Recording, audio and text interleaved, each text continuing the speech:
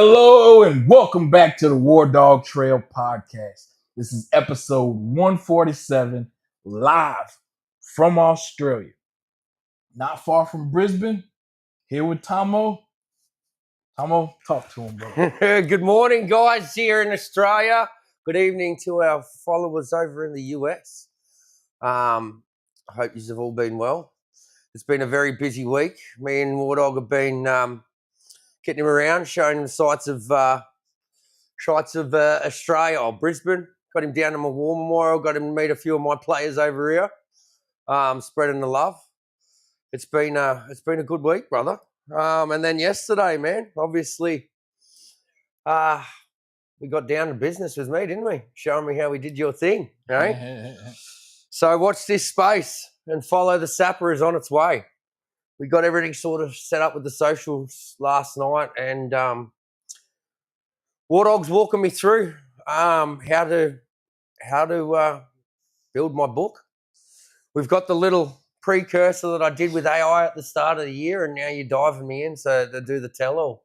Bro, we started last night. We got about 90 minutes of audio there to start off with the story. I think we only made it till I was about 13, 14, maybe. Maybe just started to get into the guts of it. But, man, today I am wrecked, dude. Absolutely Emotionally wrecked. taxing. Yeah, man. Mentally drained. Just going in there. Like we went through yesterday, and I'll make sure it's a part of the book, man, the struggle sitting down there and trying to actually do it for myself. It's so weird, you know. I get on the podcast, I meet all our guests and do all the sharing. But, yeah, to sit here and actually do it for myself and actually tell my story to myself, man, I don't think I've ever felt so nervous and sick in my entire life, dude. Like, it was like just the feeling I get before I get up to do a speech or something like that in front of a crowd, but on steroids, man. It was all I wanted to do was run away and hide. But man, look, really fucking pumped for this morning, man. We've got our man back. Do you want to introduce him in, mate? We'll bring him in so we can have a chat. Not yet. Okay. We just got to keep me talking while we get all this, man. He's doing well. He's off the laptop. He's using Tomo's computer, the iMac. So he's doing extremely well at the moment. But yeah, man. So look, I thought we'd missed this. I didn't realize that it was 10 minutes till 10 when I woke up, man. I haven't slept like that in a long time either, bro. You know. Body needed it, man. It did, man. I just needed some rest, I think. And it's weird, man. Like, it's definitely therapeutic. And I know it's therapeutic because I can feel the work that I've done today. Just being so drained and everything like that. So not only are we putting some stuff together, mate, I'm still doing my own therapy. And that's what it must have been like for you, dude. You know, what was it like when you were recording those first episodes, getting the book ready? I had to let Tomo know. Now, when you go back to write your story, you tell your story, a lot of things, a lot of memories, emotions, a lot of things you've never talked about or maybe not talked openly about yourself, your life, thoughts you might have blocked or put in the back of your head. I let them know. You go to, write your book and tell your story. This might bring back a lot of stuff, whether it's childhood, the war, teenager. It's, bringing all this out as I did, going through telling my own story. So definitely, though, hey, be on the lookout for one of the realest, most exclusive tales of the Australian Army fighting and surviving in Afghanistan. From the one, the only, Tomo the Sapper. All right? Be ready for his new podcast. Follow the Sapper. And is the book the same name? Or we're going to keep it Follow the Sapper, brother. And be on the lookout as well for his book, Follow the Sapper. All right. Now, he's already begun his social media presence. All right. Do you mind letting everyone know where you are so far? Oh. Tell them how you have follow dot. Oh, man, I need to look at them all now. We did it yesterday. Okay. You just had me. We'll just go through them. All right. Yeah. Tomo already has a YouTube channel. everything's going to be falling under the follow the sapper, follow.the.sapper. And I think if I couldn't use follow the sapper, I think we went Sapper Tomo for like the Gmail and the YouTube account and stuff like that. But literally, it was set up last night, so we've laid the foundations. I've obviously got to get in there and make everything look pretty and start getting everything ready to be shared and that, mate. But you know, I've been putting this shit off for nearly 10 years, probably. I don't know what it was about doing it for myself that scared me so much. Like I said, I can get on podcasts, I can give speeches, I can go on the news, I can go on radio, I can do newspaper articles, but for some reason, sitting here and being it all about me has always made me really, really uncomfortable, you know. That's why it's so good jumping on Sergeant WarDawg TV. It all was set for me. But I know the importance of it now. You know, I think the biggest thing that come out of yesterday after you pushed me, you know, we were struggling even for a name. And then it was like, boom, just dropped in 3 words, follow the sapper. You know, and I think the biggest thing that come to me yesterday, bro, is it's going to be the tagline for this whole thing. I'm not a success story, but I'm a reason to keep going.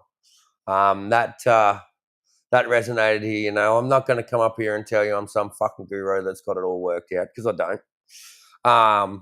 Fuck it, I've learned a lot of shit along the way that's going to help.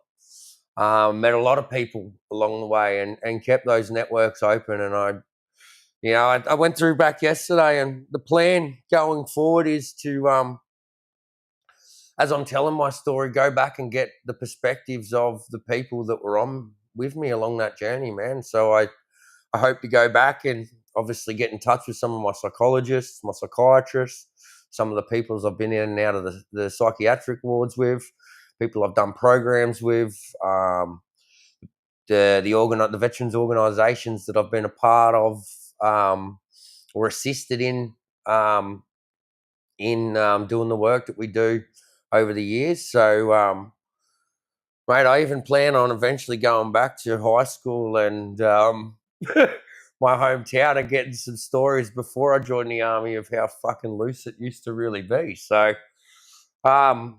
it's gonna be a bare all, mate. I'm not one for secrets. Oh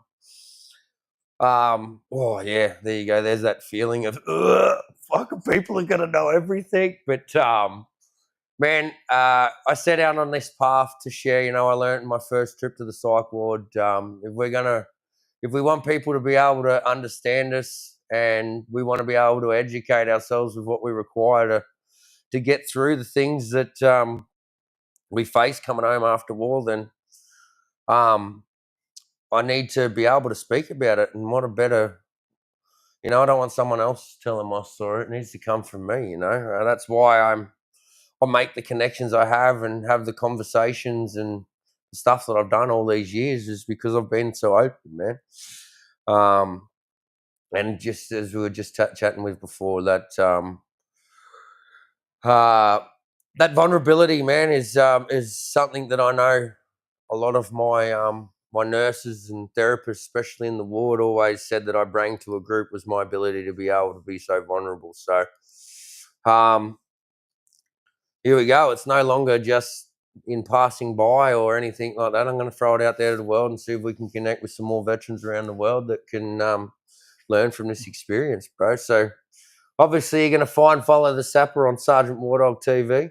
It's going to be coinciding. And this isn't me going out on my phone or anything like that. We're as I'm learning how to do this, we just keep educating one another, because I don't know what I'm doing, and the man beside me has done all of this shit. He's got all the years of experience, and he knows all the ins and outs. He's going to teach this man how to hustle his way to the #1 bestseller. All right, everyone. You see Tomo's his username handle, all right? Follow.the.sapper, all right? He has a YouTube channel, an Instagram page. He's on X. We are about to create his Rumble and Twitch pages. We've done TikTok. Follow the sapper on TikTok. Yep. And then just like Sergeant WarDawg TV runs live 24/7 on 5 platforms at the same time. Like right now. Yeah, right now we're live. YouTube, Instagram, Facebook. We usually TikTok. use the We're on Rumble and 5. Twitch and X, but Yeah, because yeah, we're sharing the socials at the moment, it's yeah. we're just Instagram, YouTube, Facebook. So All right. So, like I said, Tomo and the Follow the Sapper series, the brand, will also begin streaming Tomo's own podcast episodes, book episodes, and we will both, with Tomo Follow the Sapper and with myself as Sergeant WarDawg TV, we will both be also including podcast episodes from the Gray Man podcast here in Australia. We will be displaying the Gray Man's podcast episode, so you get the authentic Australian veteran experience, and then you'll see our own content. All right, so that's what it's all about here. We're a global, a global veteran, type of organization, like we told you from the beginning. the big thing that popped up with Harley, man, and why I think you and I both connected with him, man. It's the everyday soldier, and we're not trying to take it away from anything, but obviously all of us love to hear our special forces guys, and they've got a platform and stories that usually get a lot more exposure than us. So we want to be able to come in and capture all of those stories. And we're not looking to change the world with it, man. We're just being able to connect with veterans that can share a similar story, and then use the skills and the knowledge that we've acquired over our healing process to be able to give back to these communities so they can give themselves some purpose in that back. So, mate, it's a big start. It was awesome catching up with Harley on the Gray Man podcast. Mm-hmm. You'll be able to check us out in a week or so when that goes live. We're his first actual trio. The poor bloke had to go out and get us another microphone and headset and chair for us all to fit in, but it was an awesome experience, man. And I just love what Harley's doing. I actually said to him, it's like I'm not. It's very hard with my ADHD to stay focused for so long, and I was trying to work it out. With the big ones that I watch, even those ones, even Joe and Sean Ryan. Diary of a CEO, these bigger podcasts, I really struggle to get from the start to the finish. But with Harley's, which is for the first time, I've spent so much time listening to you guys over in America and not much of what's happening on in Australia, to be resonating with those guys, and then just the similarities in the story. Both, listening to all those things, even the male and female experience that I'm finding on his podcast is so relatable. You share so many similarities in our stories, and we're obviously he's obviously attracting like-minded people, man, because they've all been amazing podcasts, amazing stories. So yeah, we're into it now, mate. Right, we're building this up, building this plate, hopefully building a platform internationally for veterans of all walks of life to get on, share their stories and experience, and just the hope of being able to help that one person. Right on. All right, as you see on the screen, do not forget about our nonprofit, Camp Doghouse, all right, which can be found at campdoghouse.org. We are now officially a federal 501c3 nonprofit, as well as in the state of Florida with the Florida Department of Agriculture and Consumer Services. All right, so statewide and federally, any donations made to us are completely tax deductible. All right. Now, we have land, as we've had for 6 years now. Once we decided we wanted to create Camp Doghouse. But those 2 parcels of land are not big enough to do what we need to do now. So our first fundraising push will be to acquire $60K so that we can purchase 9 acres to begin to build and house veterans, homeless veterans at Camp Doghouse and our little off-grid, what I like to look at as a veteran sanctuary. Oh man, you took the words right out of my mouth. It's sanctuary, brother. And hopefully once we've got this all set up, we've got the foundations built, everything that we're working to, and we've got this thing running the way that we want to see it running, mate, then we're going to look for that expansion and bring Camp Doghouse down under. Make this a movement for veterans all around the world. A safe place where guys that have been through the worst of it can come back and rebuild their life, mate. Like I said, this isn't success stories from us yet. This is all works in progress, just like it is a continuous journey on this healing process after war. So it's getting down into the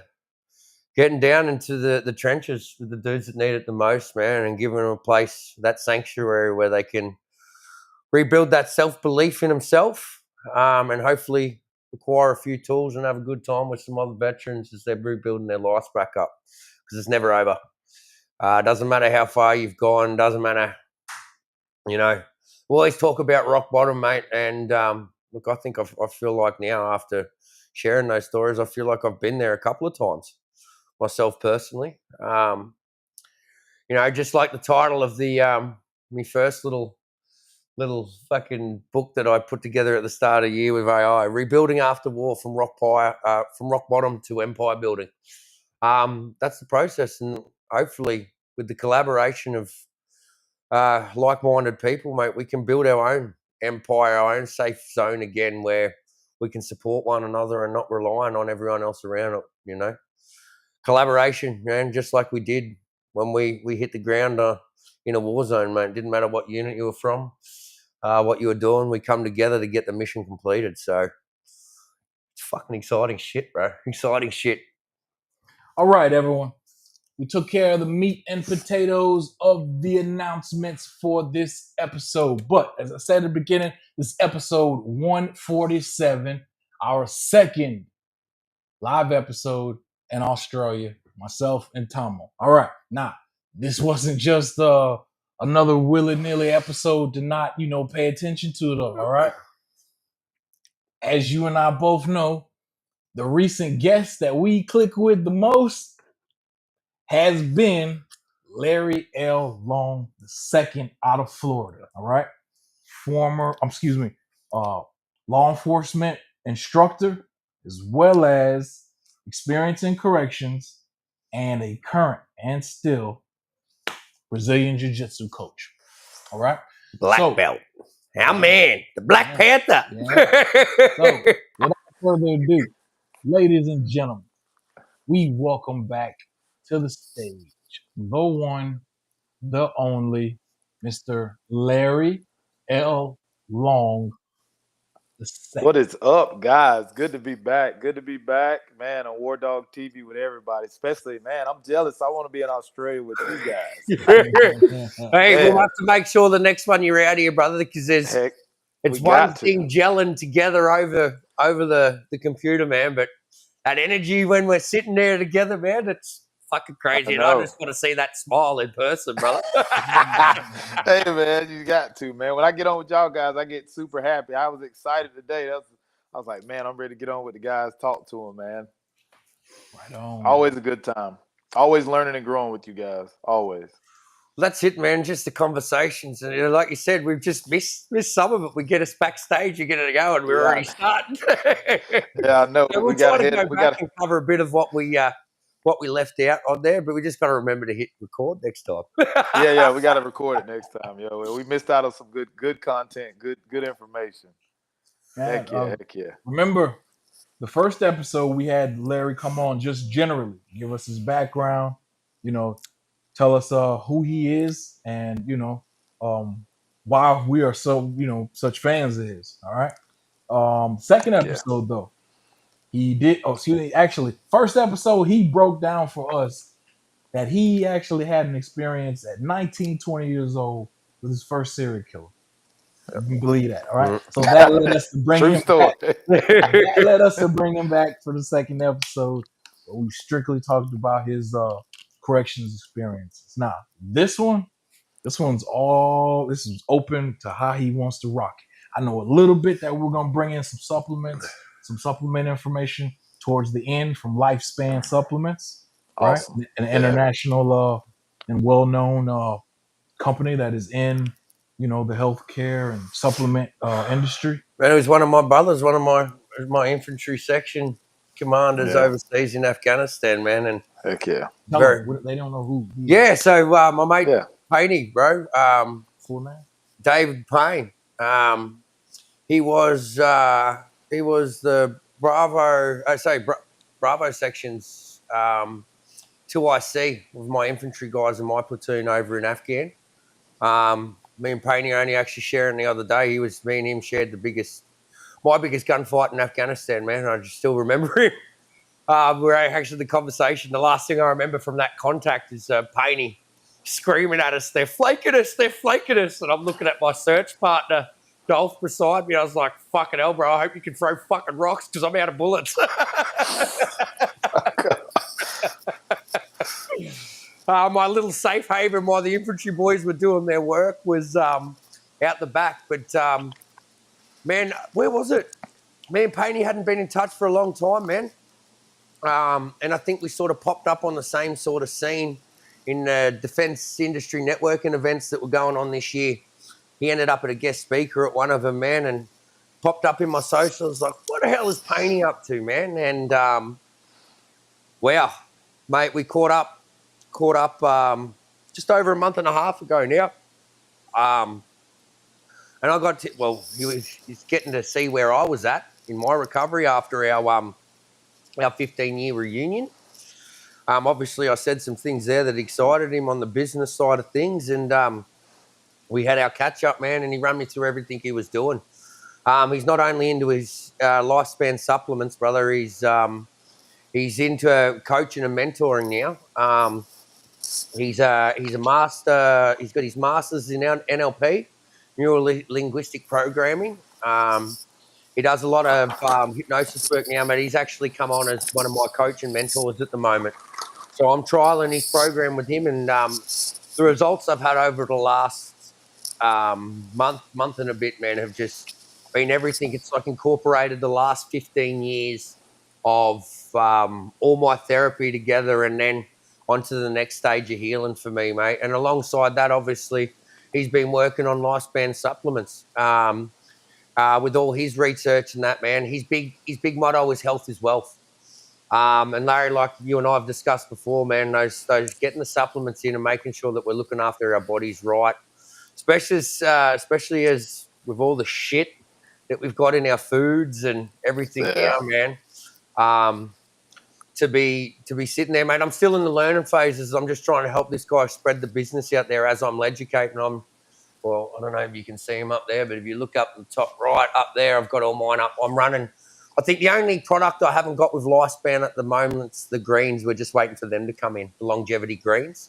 But I'm running the whole course at the moment, trialing it out just as I wait for my genetic methylation test to come back, so we can work out exactly where I need to be supplementing and not. But like you and I discussed about, bro, I looked at the NAD stuff back in 2019, but we were looking into the IV side of it to the point where we had a doctor and nurse, mate, was sitting in my movie room and running the NAD and the Myers cocktail cycles ourselves, just trying to get those benefits in there. And once my mates had brought it in there and I learned about the longevity side of things, I was also starting to watch the research and everything, how they were starting to use it for drug and alcohol rehabilitation, especially over in the States.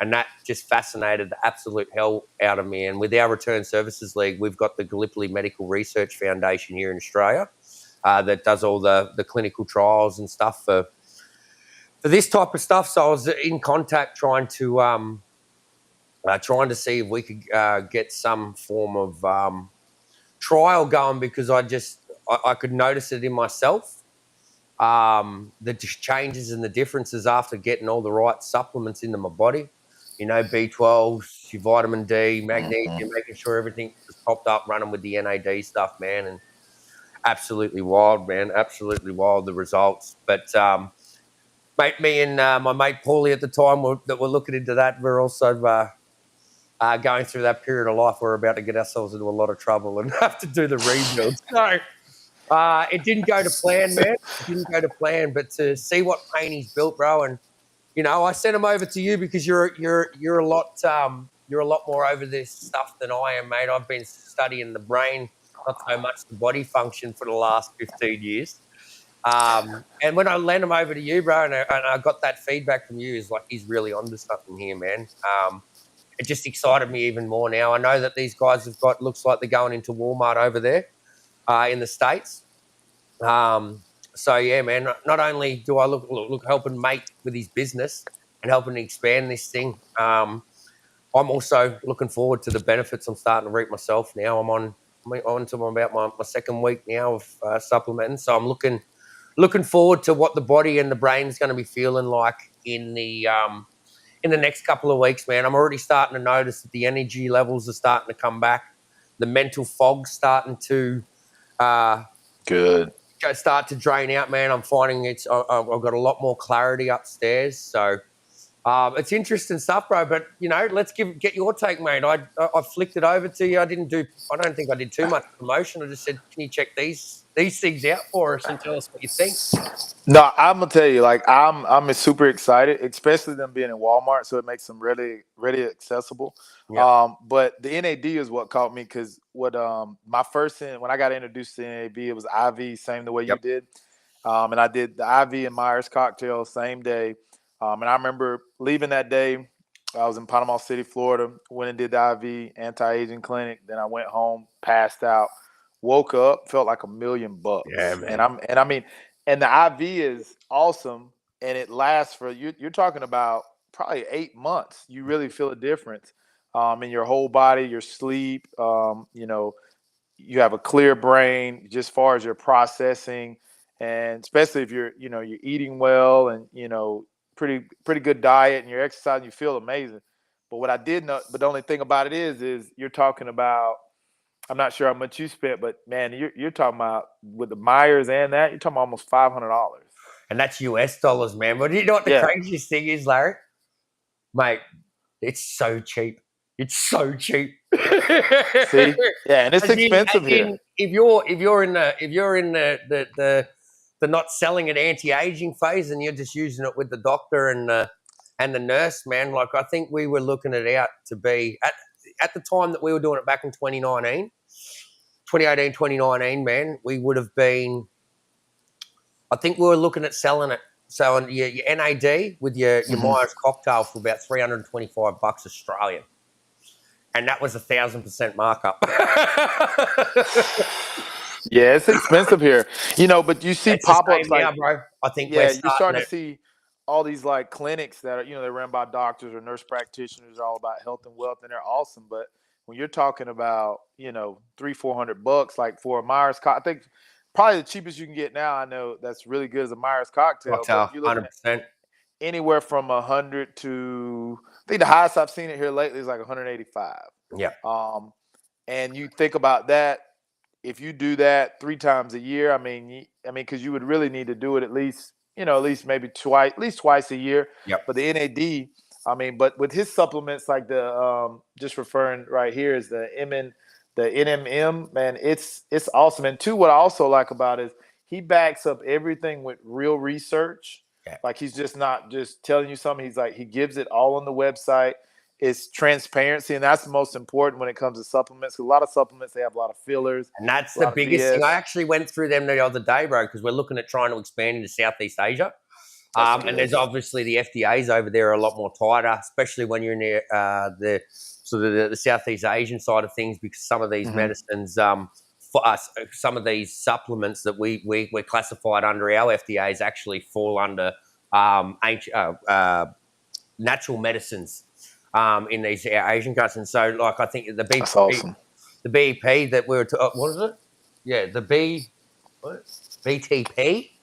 That's with the turmeric. Yeah, heparin and the turmeric, bro. Like, we can't get the heparin into Thailand, for instance. So we're starting to have a look into those type of things. The NAD one, they won't. The NMN, we can't get that into Thailand at the moment. Their FDAs and that are still trying to work out whether it's good or not. But mate, just the research and everything that I've been backing over the years, man, there's too many positives, Yeah, there's a lot of positives, especially you're talking about aging. Yep. Like, I'm gonna tell you, I didn't think it was. I thought I was like, I'm gonna try it. I read the research, I did it.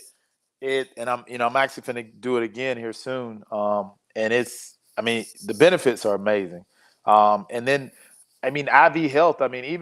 Even if you do it just one time, tell people just go do one. Just get you some And so you electrolytes. know that feeling after it, brother. So Yeah, you obviously with the supplements, you're not going to get the same sort of fast results that you're going to yeah, get as you would doing the IV. But if you want to switch the mind to it, so you know, all right, this is worth sticking out, like all the hmm supplements. Well, I think that's the worst thing about us, man. If we're not getting it like a pharmaceutical pill that we're feeling the instant fix from, bro. We don't give it enough time, and I also don't think enough of us are in tune enough with what's going on inside to be able to recognise those Oh differences. yeah, I think there has to be some education behind it as well, so you actually know what you're feeling for. You need to have an understanding. You know, like I said, I wish my understanding was so much better at the moment. I can't regurgitate it, but when I'm listening to this information and I'm fact checking it, like you yeah, said, the biggest thing we went through, I'm trying to get an ingredients list for these things because I was trying to use Chat GPT to help me structure yeah, and find out with like go running through all the ingredients. It's like, oh, we need more ingredients. And I was like, hey, just double checking. Like he goes, that's it. Whatever is on the package is what's in there. You can yeah. go on there, you can see the third party testing with all the levels for all the hmm chemicals and stuff when you're on they got the certificates online with them. So it's Yep. pretty it's amazing stuff, man, and that's his big thing. It's all about the quality, man, and it's not just throwing it out there trying to make money. This is all about health as well. This is trying to make a difference, trying to give us what we need. Yeah, and also too, he does. One thing I really liked was, he has a certified, 99% purity. He Yep, does that. But I'll tell you, and it's just like this, just like you talk about, supplementation. Just especially, and I look at it from, we're all men, so I look at it from a male's perspective. yep, A lot of men don't go to the doctor, yep, and like your blood work, like getting your blood work done and seeing like, which is what we're talking kind of back, backstage off yep, camera, your levels. When you see what your levels are, you're deficient in this, deficient in that, yep, and just sometimes, a little bit of supplementation with a little bit of changes in your diet. Don't got to be a drastic change, yep. and just moving the body. It just does wonders for us. Because our bodies were meant to be, meant to move and meant to, stay moving. That's why you see a lot of people, as they age and they get older, the ones that keep moving, they keep living and they keep feeling good. But when Yep. they stop moving, that's when the problems start. Yeah, mate. And that's as we get older, our culture actually promotes stop, don't do much, take it easy, take it easy. And Yeah, man, we that's should. the wrong thing. It is, man, because all it is, it's just movement. And you look, I've travelled enough of the Eastern world now, man. Like you get these. One, the whole culture is different. You know, usually the Yeah. grandparents are back looking after the kids while the parents are out making the money to support the family. hmm But you find that when these older communities and the kids are older and stuff, all these Eastern cultures, man, they come together and they've got their little Tai Chi workouts, they've got their little, yoga movements, or it's a Oh, yeah. walking thing. They all come together as a group, man, just like you would in an aged care home, but they do it in their communities. Yeah, they It's do. absolutely amazing, and it's just promoting that movement, man. I wanted to touch on another one, the NAC, man. I come across that in my last rehab, actually, down in Byron Bay. It was all part of my detox with the antioxidants and stuff, man. That was what they gave me to when I was giving up the cigarettes and everything. I've been getting off my meds, but since I was in Thailand last, since I got back, so completely off me medicinal cannabis, off my ADHD meds, bro. And I know this NAC stuff has definitely assisted with the cravings and stuff when it comes to cannabis and stuff like that, because it hasn't been nowhere near as hard as it has been in the past. And I know that from that trip to Byron, because that was 66 days of the cleanest I'd ever been, probably since I was about 12 years old. So the power in there of these things and what I won't lie, that the NAC's got a real tang to it. You're drinking it, not like the rest of them. But I remember that from the rehab too, just having it in a shot glass. It's like with the antioxidants, it's like drinking lime powder or something like that. It's crazy, right? The first couple gave me a bit of a twing, but I like that little buzz just after a cold shower in the morning, man. It gets the brain kicking. Man, but it has so many benefits though, and that's the thing. There's so many things out there that, and you don't have and the thing I like about Lifespan is the ingredients are good. They're not just some fillers and some stuff. He's using high grade ingredients. And then also too, when you look at a lot of all the transparency is on the bag, it's on the bottles. There's nothing that's being left out. So all the information, and then if you go on the website, everything you need to know is on the website. All the research. So it's not like you just buying something like, well, I don't know what this is. Like, no, you're getting everything you need so you can see exactly what you're putting in your body. And that's important. 100%, bro. And like you said, that's what I've loved about it is the transparency there, mate. Because like you said, so many of these supplements, they have all the hidden things in there, just like our food. And that's all the shit we're trying to get away from. Yeah. That's the thing.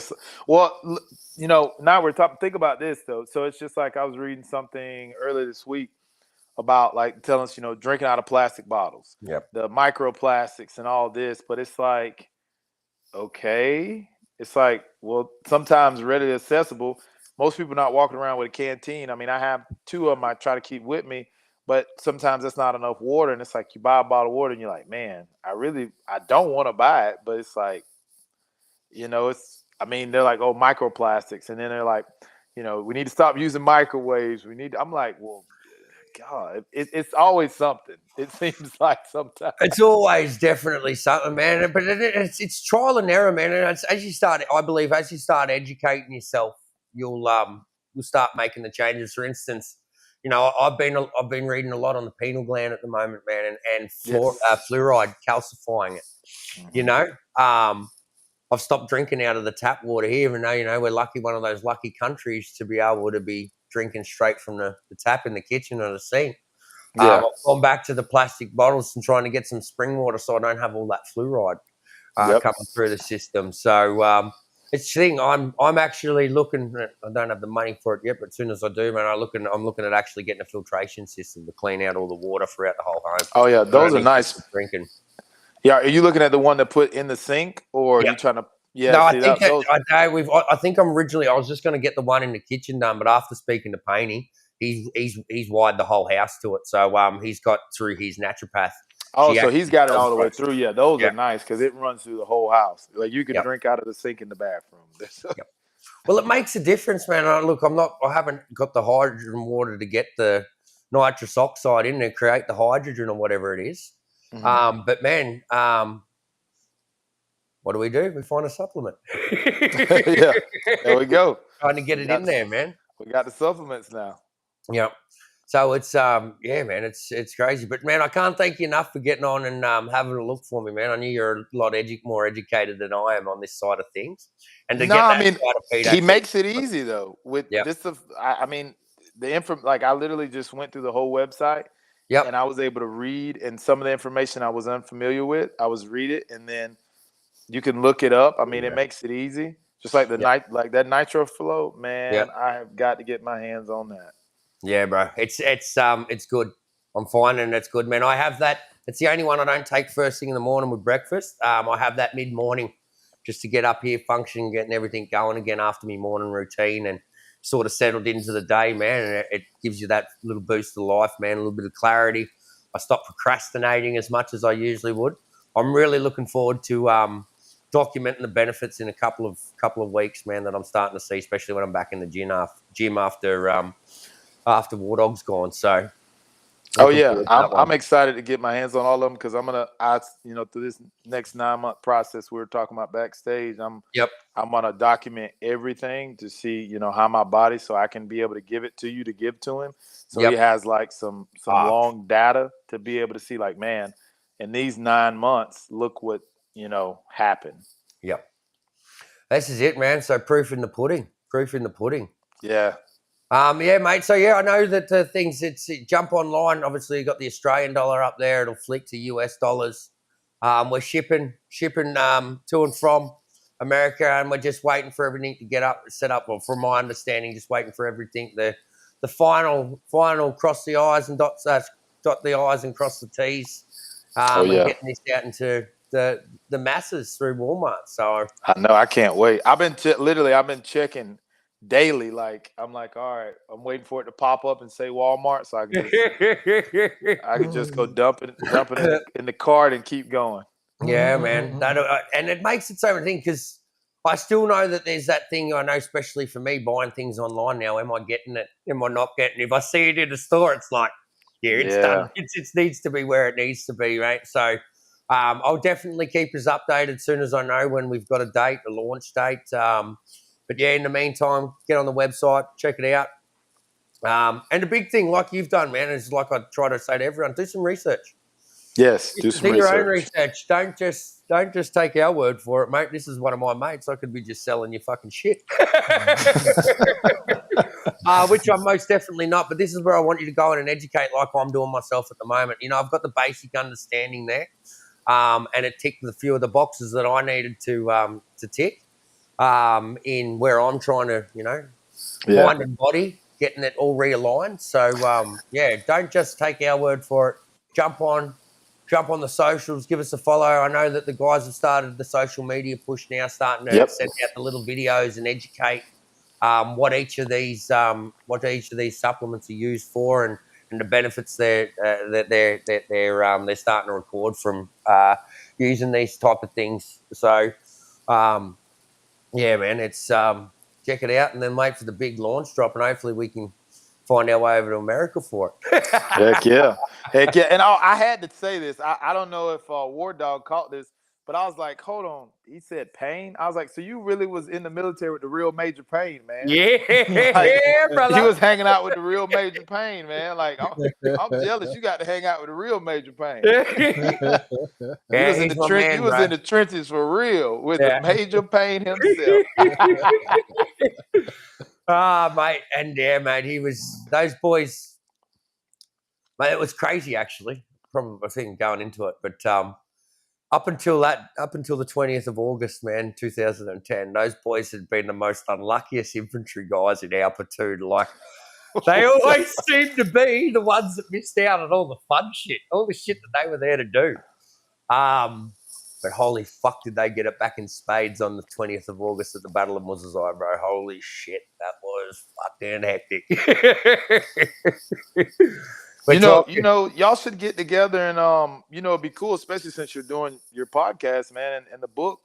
Y'all should all get together and just kind of talk about that day. Just, get everybody's perspective. Oh man, it's so glad you said that, brother, because I don't know what it is, but I know having the conversations with veterans around the world, man, we've got every single one of us has got a completely different version of that day in our heads.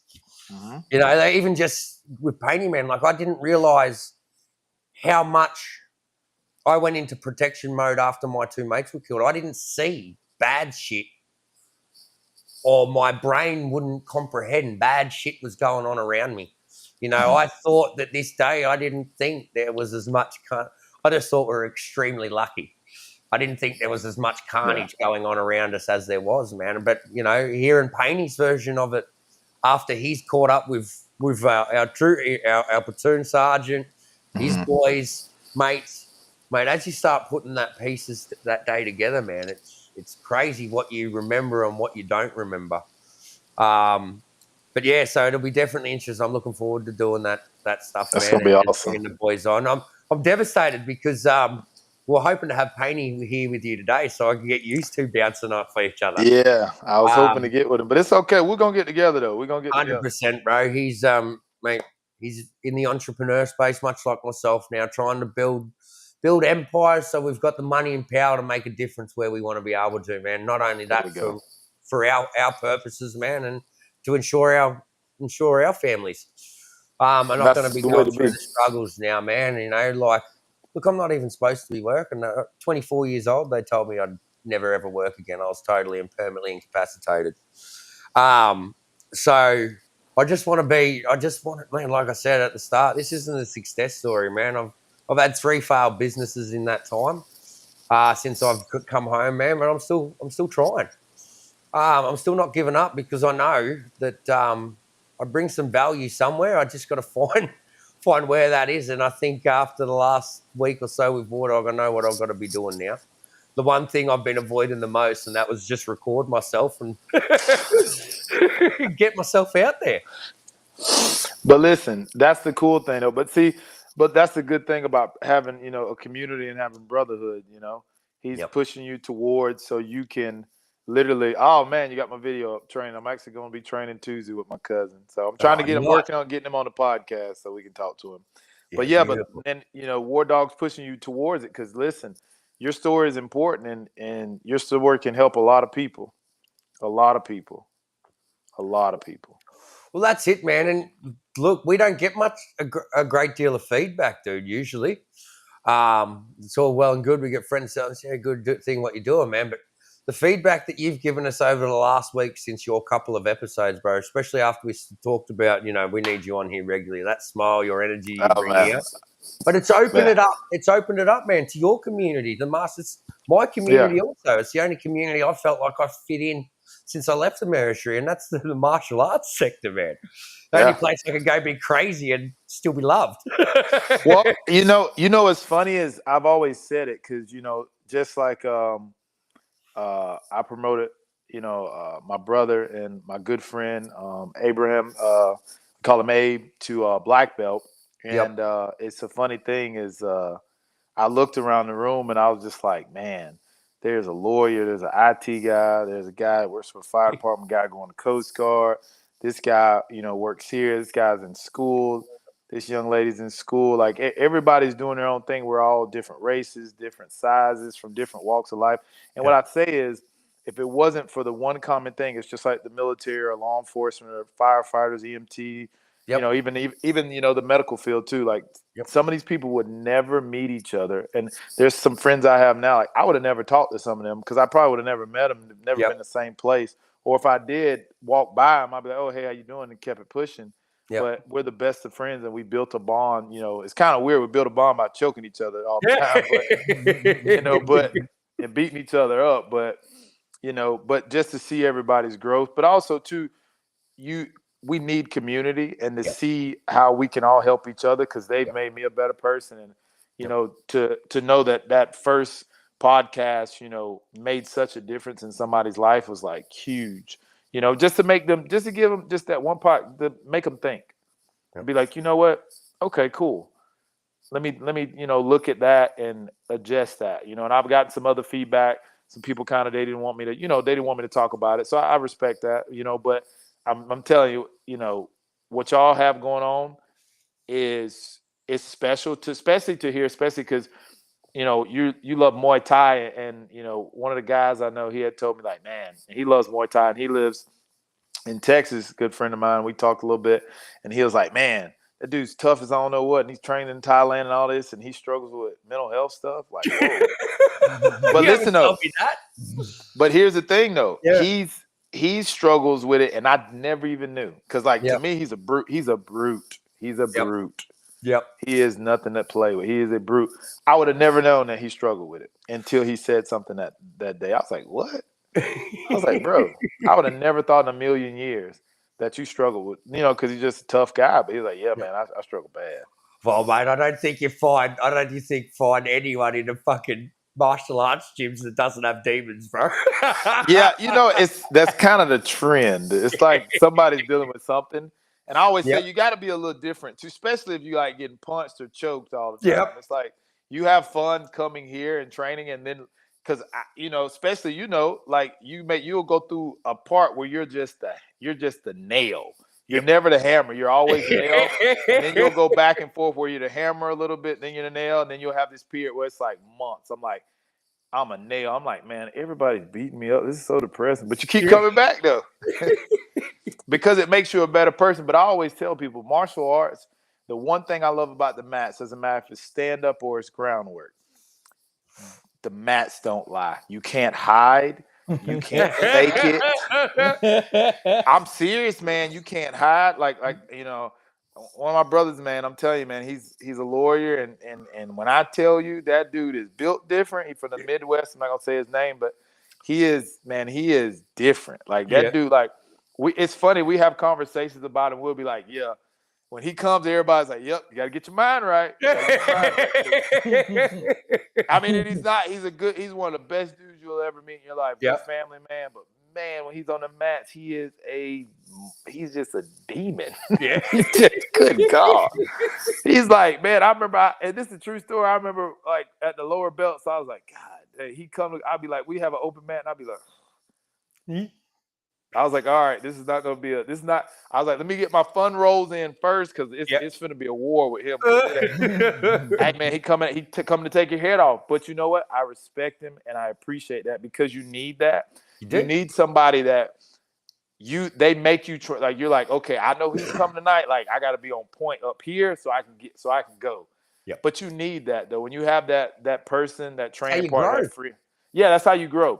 Iron sharpens iron. So like he's helped me grow as a person, as a man, but he's for surely helped me grow as a martial artist, especially in jiu-jitsu. Like, because I always tell people, and I told him this the other night, and I never told him, I was like, bro, when I go places, even when I was competing, I'm like, I would tell myself, I would say his name in my head. I was like, they're not better than him. They're not better than him. They're not better than him. They're not better than him. And I told him this literally this past Friday night, and he just like smiled. He's like, yeah. I was like, it's the truth. That's how I felt. Like, bro, if they're not better than you, I'm like, yeah, I'm not worried about it. I'm like, if you're not a monster like him, because he'll live rent free in your head some days. He'll smash you so bad, you'll be like, God, you'll leave, you'll be like, you'll think about it. You could have had a great night, but that one roll with him, you'll go, Can I say something about that, Larry? Oh, heck yeah, man. In all seriousness, all right? Mm-hmm. I do not believe thinking about what another man or woman can do to you. Oh, yeah. Will. I don't. Okay. I never thought that way in the war once. All right? I don't care how much older than me they are, bigger than me. Oh, yeah. If you don't believe in your own shit, skill, right. training, your level of it, all right? You don't expect anybody else to believe in your shit. Amen. You're right. If you don't, if you got dealing with all this, self-defeat in your head, or damn, they're gonna do this, damn, they're gonna do no. Just like you just said, fuck that. I allow no thoughts of the enemy beating me or taking me out ever. You fucking understand where I'm coming from. Yeah, I do. That's how I got 3 times in Iraq, bro. That fucking nonsense. I refuse to even think about a motherfucker doing anything to me and being That's how you gotta be though. You right. That's to my heart, bro. I refuse. Oh no, he's that dude on the mat. He's that dude on the mat. You're like, fuck, do I really have to roll with him? Yeah. But listen though, but the good thing about him is I think you need that person that pushes you over that hump so you get to that mindset you have. Yeah. Because that's the thing is with skill level and when you're going through those battles, you feel that. But there's always to me that one person, he was that person for me that I was like, that helped me like level up. Yep. And it's like now when I roll with people, it's different. Like the mindset is different. Even, dealing with it. Cause it's like when I'm at work, my mindset's totally different, but on the mats, it was like to correlate from work to the mats, it was like different. But then it was like understanding that I can have that same mindset. It's just, I'm dealing with a brother and a training partner, not a convict, or a subject. And I want to touch on that though, just before you keep going. And that's what I believe. That's the same for me, man. I'm exactly like it. That I nearly got called up and I haven't been training for 3 months to go into the fan to fighter just to jump in the ring because I've got that same fucking mentality, bro. But I think the difference, especially for us guys that have been to war, that shit's already forged in us. Yeah. You've got to build that mindset. For someone that hasn't had that in your face, life confronting shit on a daily basis, you've got to find somewhere in this world where you can replicate that. And I think that's what a martial arts gym's in. It's the closest thing that I've ever had outside of it. And I tried all the drugs in the world to try and get me to feel that shit again. And that didn't work, bro, until I got into a Muay Thai gym. And I found that thing and I can challenge it because Well, I obviously got a similar mindset because I'd jump in there with 140, 150 kilo fucking Islander dudes. For that simple thing, for me, it was just that ultimate test. And like you said, you've got to find those things. And not many dudes like to jump in with dudes that are 30, 40, 50 kilos heavier than them. But that was the way I could test myself because I had to get in there where I had to put myself in situations again where I couldn't use this because I know how much of this wins you a fight. you needed it. Yep. But let me ask you this too, though. So I feel like, military guys, law enforcement guys, the one good thing I say, there's a lot of great things, like we talked about mental health and stuff before with martial arts, but I don't know if you feel this way, but, we had this open discussion the other day at the school, and it was about how most of the guys and some of the females that train with us too, like, this is the only time they can shut their brain off. Yep. Like nothing else matters. Like not the stress of home, relationships, and it just. Well, you don't have it. You don't. For me, bro, you're in fight or flight. You don't have. You're back into almost those animal instincts when you're in there, especially if you're giving it your all, man. Like you can't focus. Yeah.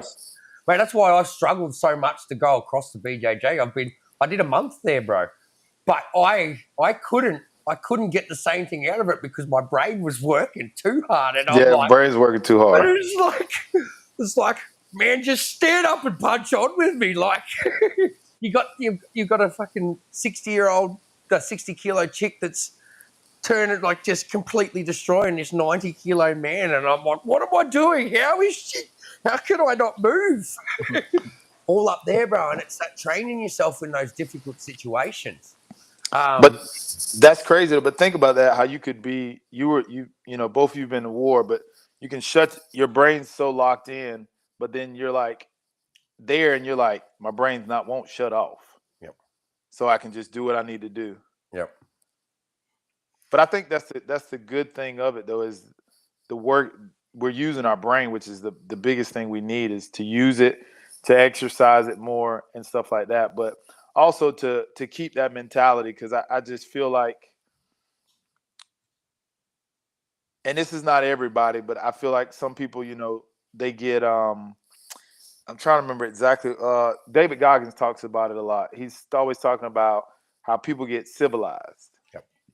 And I think he's right, though. That's one of the worst things we could do is get civilized, because at any given time, anything can happen. And if you're not prepared, if you've just got so complacent and so civilized, just like I know WarDawg traveling all the way to Australia. I mean, that's a long travel, but I know his head was on a swivel the whole time.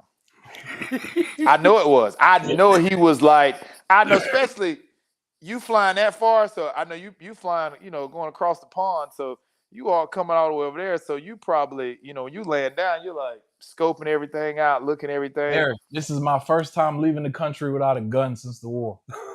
See, look, there you go. So I know you was like without a gun since the war. I know you was like, when he's got a fucking man-made one. So yeah, I was, like you said, on a swivel until I saw Tomo at the airport, and then just everything felt, cool. And you were cool. You felt okay. I'm good. I'm at home. Yeah, friendly face. But before but think about that though. It's the first time though. You did 3 tours now, 3 combat tours, and this the first time you've been out without a gun. That's intense, man. Like that alone to me is like a damn whole podcast, and it's 100%. I mean, seriously. I mean, think about it. But this is getting out of your comfort zone to the max. Yeah, think about it. Because no pocket knife, even. Not even a pocket knife. That's different for me. Yeah, think about that. So Tomo, how old were you when you went to war? 21. So think about it. 21, you left the country. Yep. You left the country with a gun going into war. And you've been to Thailand multiple times without a gun like that. I bet the first time was kind of like, I'm leaving the country and I'm not going to war. We actually had this conversation early on the first couple of days, mate. I think there's probably a little difference for us Australians because we don't have the same sort of access to guns as we do okay. in America. So going out on the street not armed wasn't something that I grew up with having to worry about. Even when I was playing on the other side of the fence, if there was dudes with guns, they're usually hitmen for the fucking big cartels, and I'm a little fucking 17-year-old wannabe gangster. I didn't have to worry about that shit. Yeah, okay. But obviously, man, the definitely for the first thing, man, is being, for me, it was a control thing. So having that having a weapon in a shitty situation gave me control. That gave me the power in that situation to be able to take control. For me personally, it was not having that control of my environment anymore. That was the biggest thing for me coming home. So maybe not so much the weapons, but that constant on alertness, just like you were over there. I didn't, man. I always said well, for me, definitely, I was always too scared to have weapons because, especially when I was very, very sick, man. You can't change those decisions. So I think for me, it was probably culturally, it's a little bit different. But God, I could resonate it with WarDawg coming over here. 20 years, man, after 3 trips to Iraq, and then to leave something that you're so comfortable, man. Like, I've taken my hat off to him the whole time. Mate, he wasn't even here 4 hours and we're recording a podcast. Hey, man, he don't play, man. Because I remember when he first said 24/7, I was like, what? I was like, how do you? And then literally, I was like, man, I ain't gonna lie, I was super impressed. I was like, man, and the way he does all this, like, I think that stuff is cool. I'm not good at stuff like with all this, I can get on here. You give me the link, I'll click it in the thing. I was the same until about a week ago, brother. Yeah. He be pulling up websites, pulling up Instagram. I'm like, man, I remember the first episode. Man. The first episode, I was trying not to geek out. I was like, this is so cool. Yeah. Mate, what do you think? I fell in love with him so much for I was like, he's already got everything that I want. Like, I know I've got to have all this stuff. This dude's got it all, bro, and he does it by himself. I know. I know. He's a mastermind. We've had the conversation about it, man. Like, and I'm putting the hustler's mindset in. And I said, you've got a very valuable package here. This is something not something that you could help monetize yourself in the future in a coaching or mentoring side of roles, but this is also therapeutic. You're giving these guys the tools, just like you're teaching me at the moment in real time, how to capitalize on my story as therapy, and like we spoke about at the start as I did the intro there, man, I am fucking drained, bro. Like, up here, I did not want to get out of bed this morning. Like, man, I would have rather have gone and sat on a shovel in a fucking wheelbarrow for fucking 10 hours yesterday because I wouldn't feel as fucked as I did today.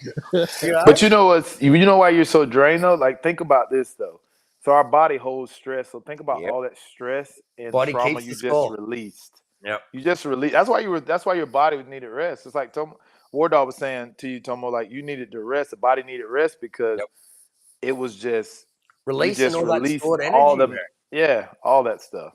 100%, bro. And like I said, it's just been magic, man. And this is what it takes. This is why I'm such big on having coaches and mentors, people that we can look up to and guide us, man. Like, I think the world is so torn so much to making us the individual that we forget how important community is and having people around us, mate, and losing the ego and thinking that we know it all. Like, fucking reach out, ask for help, and, I can't remember who was saying it, or I might have even sent it to you guys, but that you'll never find someone that's doing better than you looking down on you. No. You'll never find someone that's winning looking down on you going, you're doing it wrong. They're too busy. Yep. Too busy working. Bro. And once you've gotten through that stage and you are successful and you know what it takes to get there, when you're seeing a bloke that's putting in the work like you have, it inspires you and you want to give them, you want to be able to share that information with them. You want to be able to share those little insights from someone that's done it because I think we've spoken about it before, Larry, is that lived experience. I don't care what you read in a book until you've got that lived experience. Oh, yeah. I'm not saying it's irrelevant, that knowledge, because I wouldn't be where I am without it today. But the people that I've connected with the most, especially in my therapy model, have always been people that have got their own stories too. That have come out the other side. The stuff that they're preaching, they've actually had to put into practice, and somewhere I went wrong for so long was I was preaching without the practice. You know, I was getting all this good information, and instead of implementing it myself, I was too busy trying to share that, give it all away, trying to help other people and not focus on myself, you know. That was the one thing that come up yesterday. I think it's probably going to be at the start of the book. You know, we're talking about at the intro. You know, who do you want to thank? You know, who's this book for? And man, I turned around yesterday. I said, "Mate, this is for fucking me. For the first time in my life, this is for nobody else but me. That's good. This is about me now, and it's not being selfish or anymore. I've learned that I can now do this in a way that it's going to benefit me first before I'm benefiting anyone else. And that's because I'm into the action. I'm not talking about it. I'm actually doing it now. You know, I'm not procrastinating. I'm not trying to create plans. I'm just putting in the action.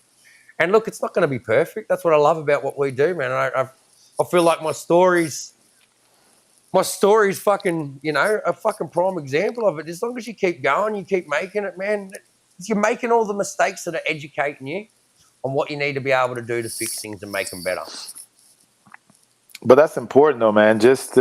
But I think what you said, I think is what sometimes we all need to get to a point where we just thanking ourselves, because at the end of the day, yeah, you've had people help you, but at the end of the day, if you didn't do it, if you didn't follow through, Well, you wouldn't be where 100%, you man. are. Why did I have so many psych ward trips, man? Because I had all these educated people giving me the tools and the knowledge, but I wasn't implementing it myself. I was too busy trying to give it to everyone else because that was easier. You know, why is this part of it so hard for me? You know, like we're talking about at the start. Why did I yesterday, all I wanted to do was spew all day. I couldn't even look at the microphone, you know. I was like, what am I doing here? Because for the first time, it was for me. And that Yeah. was a very, very strange feeling for me, man, because I don't think I've ever really dedicated, besides fucking writing myself off and escaping. That's probably the only thing I ever dedicated myself to truly doing for myself, was being able to escape the reality I was living in, because it just got so overwhelming. You know, obviously 7 generations of military, mum and dad working very hard from a young age, and me being the head of the house, trying to look after my sister and stuff like that. Going through high school, getting bullied the whole time, but still trying to help the other kids getting bullied and making them feel welcome, to joining the military, man, and going over and then having, you know, 30 dudes behind me relying on me to make sure that when they took a step, they weren't going to blow up, man. And then coming home and then giving it all back, wanting to, instead of help myself, wanted to make sure that I was learning what I needed to for my family, so they weren't suffering from the shit I was putting through, but I was dedicating all that effort and time into helping other people. And, mate, you know, in reflection now, why did it take me so long? Why did I have to do so many admissions? Was because I wasn't, you know, everyone will call it selfish. And it's something that my mum said to me one day, and she goes, "It's not selfish, it's selfless." And that Yes. really resonated with me, man. And, mate, the growth that's happened after the year that I've had, like, this has been probably the wildest year I've had since getting out of the army, man. And I've had some wild ones, but this year, with the amount of things that I've had going on, the amount of things I've had fail, the amount of disappointment I've had, to be still sitting here and not getting myself prepped to go back into the psych ward because I've shut down and isolated myself, to be sitting here pushing forward and getting ready to put myself out there fully now, not just snippets and pieces, share the whole thing. Man, I couldn't be prouder of myself, and I don't think there's anything wrong with dedicating this chapter of my life to me, man, because I'm finally reaping the benefits of actually putting in the actions, and putting in the actions is what I was failing to do to begin with. So, you know, it felt weird saying it out loud, but the more it comes out of my mouth, the more it feels right, man. This is this chapter's for me, and I just hope Hell that. yeah. Well, I know it's going to. You know, we're already starting to see the effects, man. I set out to help one person. You've told me today, you know, 3 conversations that you've had already from our chats that have made a difference in someone else's life, man. And like I said, I don't really feel like I can fail anymore. Like, I'm obviously going to have lessons that need to be learnt, and there's going to things that Yeah. aren't going to be wrong. But I think I've removed that word from my vocabulary and turned it into, what's this lesson? What was I supposed to learn from this? What did I do wrong for this not to go the way that I'd hoped for it? You know what? And you know, I want to tell you, I'm extremely proud of you, brother. Cheers, Because your story, both of y'all's stories, is truly inspiring. But I don't know, you just inspired me right now, man. Like this next chapter for me, this is for me.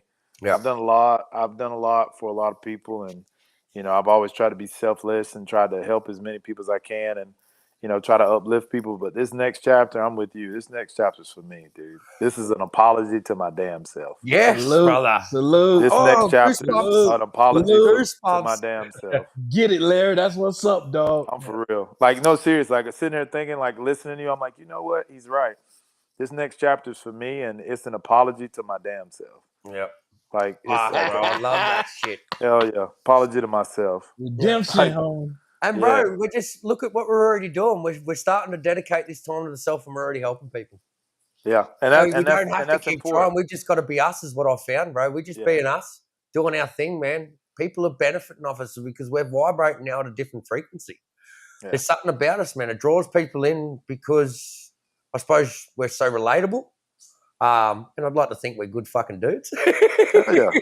And here's the thing, and I want people to know this, and anybody that's listening, dude, just because you screwed up, you made mistakes, you whatever, dude, that don't make you no bad person. I mean, you just made a bad decision, and it don't define your whole damn life.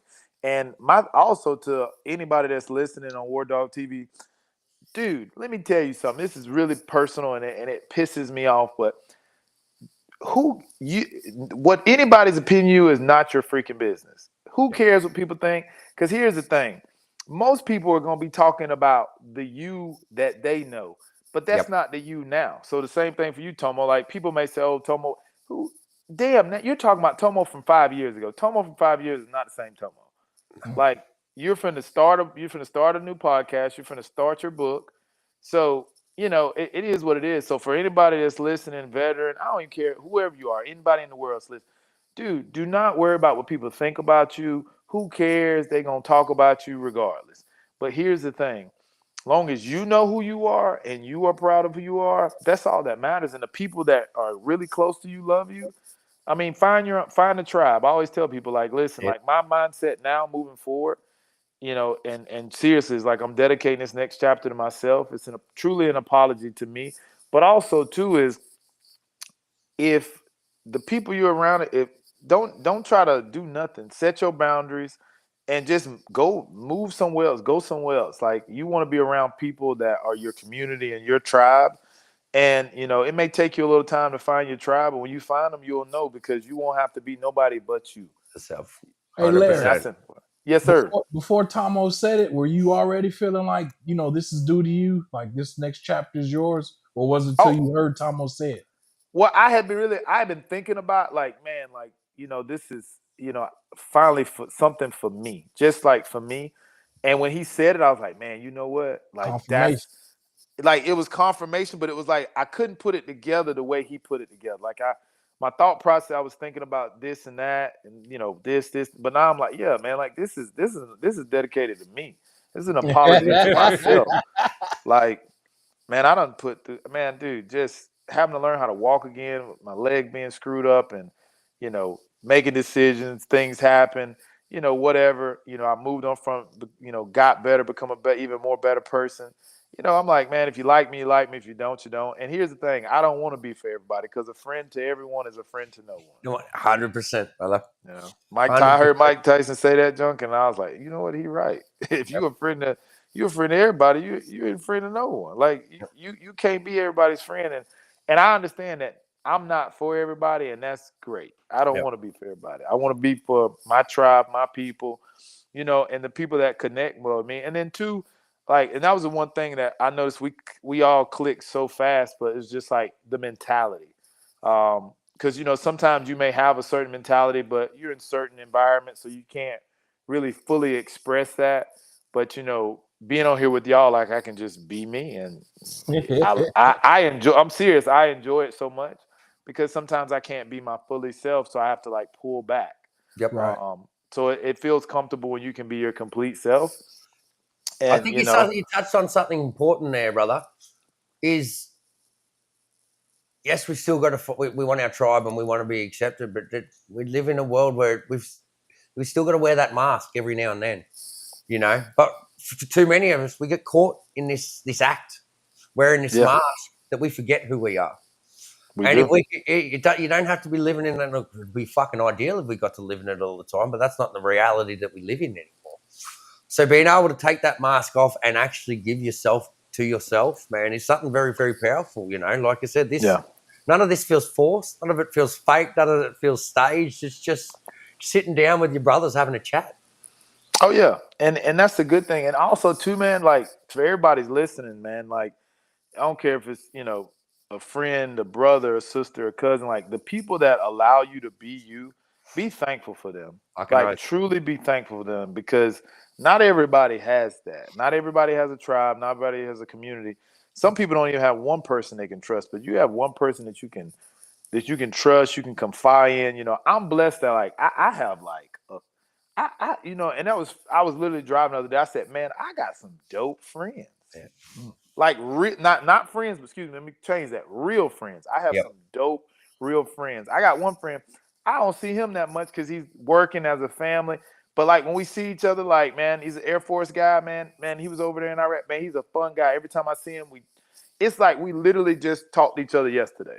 Yep. Like when you have those type of people, like you gotta cherish them. Like if you have people that like help you and like and don't want nothing from it. Like, you know, I have so many people like to thank, like at, you know, just the college I work at, you know, stuff like that, and just all the people that, especially my boss there, like, I mean, she's amazing. You know, I got, you know, my friend, I have real friends, my jiu-jitsu brothers and sisters, you know, and I have some real people in my life, you know, just that mentor me and help me. And sometimes, you know, they call me to talk to me about stuff, and they don't realize that they help me a lot just by allowing me to be me, like not asking for anything or asking me to be somebody I'm not. Just let me be me and supporting me. And if they, you know, if they need to correct something or they need to check me on something, they'll correct it or check it. But they still let me be me. That's a big part too. That's when you know you got real ones. Oh yeah, that's a real key to it, because they're going to call you out in your shit. But you need that though, because sometimes we all kind of maybe go left or go right for a little bit, and then maybe it's just because we got stuff on our mind or what. But we need people that truly, like, they can say like man, my cousin Bell and my homeboy Rogers, I mean, Will, Harold, Princeton, I mean, you know, Brittany, Jasmine, Chrissy, like my boy Iggy, Abe, like all my brothers out, you know, some other brothers, I'm not gonna say their name, you know, because I don't know if they care if I put it out there like that. But man, I got some solid people that care, but they'll check me. They'll check me. They'll be like, hey bro, like that ain't, you know. And but you need that. You need somebody that really cares about you, that'll say, hey, listen, I got mad love for you, but that was stupid. Or that was wrong. You know what I'm saying? Or that was wrong. Or like, you know, I got my homeboy David. I know I can call him right now and say, hey man, I'm finna get in a fight in the parking lot.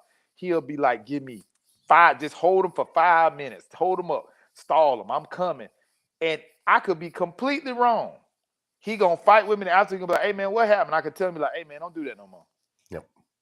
But he gonna fight first and ask later. Yep. I mean, I'm not gonna put him in that predicament, but you know, we have that relationship. So I think that's important, to be able to have people in your life that really just allow you to be you, but also to know when to step in when they see like, okay, you're struggling.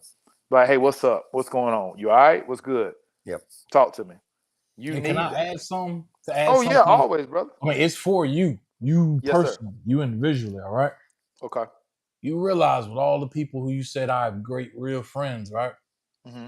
You realize if you were a fucked up person or a fucked up friend, they wouldn't be friends with you either, right? You're You see how that works? That's some kudos. It works both ways. Pat on the back on you, because they wouldn't be fucking with you. So pat on the back for them. For you, you know what I'm saying? You see? Oh no, you're right. But you know what? You said an important thing. If you weren't, you know what I mean? If you weren't as good as you are, they wouldn't fuck with you, right? But you know what? You just said something. You know what? I'm glad you said that, because sometimes people will allow others, they'll listen to other people and what other people say, instead of looking like, hold on, well, if they so messed up, why are all these people cool with them? Why they friends with them? Or why do they, you know, why are they whatever, you know, locked in, linked in with them? And I think people need to start looking at it instead of just going, oh, well, they say such and such. Well, they deal with all these people, and you know these people are good people too. I'm pretty sure these good people wouldn't deal with this person if they that bad. Right. So, but you said I'm glad you said that, because people need to hear that. They really need to hear that, and especially in the community when we're talking about military, law enforcement, because just like y'all know, it's the same thing on the law enforcement correction side. One person says one thing, and then it could it spreads like a wildfire, instead of everybody sitting back and Snowballs. saying, well, hold on. Okay, maybe they did make a mistake. Maybe it was bad, whatever. Yep. But all these people are still supporting them. Yep. So sometimes, and it's a human thing. I know, especially people just love gossip for some reason. It is what it is. But being able to look at things and be like, you know what? And just like we talked about, in the second part, man, second chances. And also too, and WarDawg, I gotta credit you big time on this, because it was and I'm still racking my brain. I got an idea about what we talked about, and I'm still trying to rack my brain on how to exactly articulate it. But people have got to forgive themselves. Absolutely. I don't give a damn what you did in life. Forgive yourself. Maybe you're divorced because you cheated on your wife, or maybe whatever it is. I don't care. Forgive yourself, because you can never truly move on or really tap into the greatness that you have inside of you, or whatever gifts that you have, until you forgive yourself for whatever it is you got going on, and forgive people, because it's not for them, it's for you. And when you can do that, you can tap into that greatness inside, because we all got a gift. And to me, you're slowing down the process of the human experience when you're so stressed, and you're doing better, you're trying to get better, but you're still kind of, that's lingering around. It's just like a damn devil on your shoulder. You like, We're our own worst enemy, brother. Fucking, I had some big drop-ins just as you were saying that then, man. Like, that's the biggest challenge I'm facing at the moment, is stepping out of my comfort zone into this book. Is that, bro? There's still, up here, I'm all the confidence in the world, but that little boy inside of me, he's still scared as shit and thinking he's just going to be judged and picked on for all his mistakes, bro. And that's the part of the process I'm in at the moment, is not only forgiving myself for those mistakes, but actually believing it. I can speak that I can forgive it all. That's the transition part I'm happening for me at the moment, is connecting that self-belief, man. And it's that conversation that you just had, I couldn't still be impacting all these people if they all thought I was a shit person. But I sit back. They know who you are. Yeah, but we sit back, and the narratives we create in our heads, the stories we tell ourselves, oh, I haven't seen them for ages. I did this, this, and this, or I've done this, and I wonder what they've been saying about me. It's all up here. And yeah, man, it's such a powerful thing, man, because for the first time in my life, I'm actually starting to get that feeling and that belief. Being 110% over, I'm still not there. I'm still battling with that little Tomo on the inside, that young boy that missed out on whatever he missed out on as a kid. And it's been in survival mode for so long that he doesn't want to, I'm processing this as we speak now, like that not wanting to be hurt, that not wanting to be let down. So that's where the people pleaser in me comes from. This trying to keep everyone else happy around me, because I didn't want to have to go home and deal with the noise in my head if it didn't. Yeah. And I may be wrong. You tell me if I'm wrong, but I also feel like you kind of have the same thought process I have too, where you're like, you feel it and you feel the joy, but it's like you're kind of scared to go just grab it. Like, it's like you feel like you deserve it, but then there's another side of you like, oh, I don't deserve that joy because of life and ups and downs and this and that. But it's like, I'm going to tell you this, man. And I said this to the recruits at the Correctional Academy one time, because I ain't gonna lie, they were pissing me off that day. And no, seriously, they were pissing me off bad that day. But I remained professional. But I told them, I said, hey, what do y'all want to do with your lives? I said, because here's the thing. I said, y'all do know we're gonna die, right? We're here's the thing. None of us are getting out of this alive. Like, I mean, when we really think about it, it says in Stoicism, they use memento mori. one day you will die. Yep. So like, that's why I say, I'm really, at 38 years old, I can tell you, when I tell you I'm tapping in, man, I'm tapping. This is just like, this book, this podcast, all this stuff, everything you on WarDawg doing, this is for you to heal, for you to tell your story, for you to express what you need to express, for your human experience, bro. Like I'm right there with you, bro. This is for me. Yep. I'm dedicating this to me, and because I know I'm not getting this alive, so I want to capitalize on everything this human experience and helping others and learning and growing that we can, Yep. and that's the thing. And I think when we start really thinking like that, it's like, I'm not getting out this shit alive. Like, I'm going to die one day. Yep. I hope it's a long time away from now, but I damn sure don't want to be like, well, he lived okay. No, I want to be like, man, he lived. He lived. He lived. He worked, and he made mistakes. He was a freaking human. Yep. But he helped people along the way, and he was of service to others. Yep. And he navigated, and the same thing goes for all three of us. We navigated. When we leave here, I want everybody to be like, you know what? They helped a lot of people, but they navigated this human experience the best way they could, and they did it their way. And a lot of people may not have liked it, but who gives a crap? Mm-hmm. Who gives? If you don't like it, you don't like it. Yeah, man. And I've much resigned to the fact now, man. I'm quite happy to have the haters there, man, because we need them. We need them. Listen, man, I'm gonna tell you, this is a true story. My homegirl told me, she said, everything I've been through the past 5-6 years.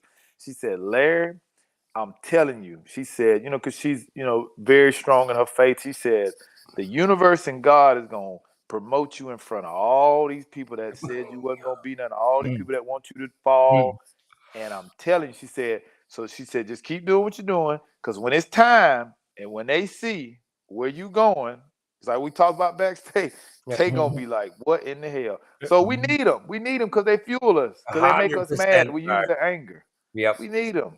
Yeah, 100%, bro. And mate, at the end of the day, it's like I've done so much into this stuff, man. Like you were talking about, we don't want to live with regrets, and it's sad. But these people that are too worried about judging and worrying about what everyone else doing the gossiping and that, they're not living. We're living someone else's reality, judging someone else's reality. It's we're the creators of our universe, I believe, and it's the stories we tell ourselves up here. When you rewire that, man, like I've said it to WarDawg, bring on the haters. Like, the haters can come now, because that means when the haters come, that means I'm getting noticed. Hey, listen, people don't hate on nobody just if they're not doing something right. Yep. And look, bro, because I know that's something that I was probably overbearing and pushed people ways with, because I was so open about my stuff, bro.